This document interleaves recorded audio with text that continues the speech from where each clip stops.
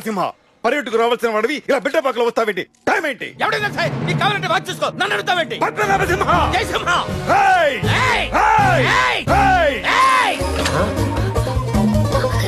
ఈ లాంగ్వేజ్ ఏంటి? ఈ బాడీ లాంగ్వేజ్ ఏంటి? మారాయి, అన్ని మారాయి.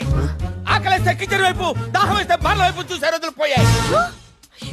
ఇదే ఇంట్లో ఏళ్ల తరబడి ఫుడ్ కట్టా, మందు కట్టా, కత్తి నిండా కుడుకు లేక నిద్ర కట్టా. ఇప్పుడు కళ్ళు మండాయి. ఎవడైనా అడ్డొస్తే మాడి మసి అయిపోతారు.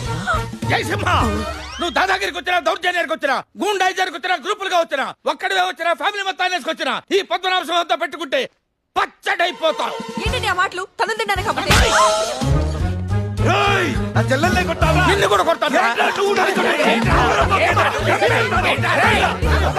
ఏంట్రా? నీ పిల్లి కొరికేస్తాను రా. ఏయ్! ఇది కాల్చి పారేస్తా. ఆ పొద్దున నన్ను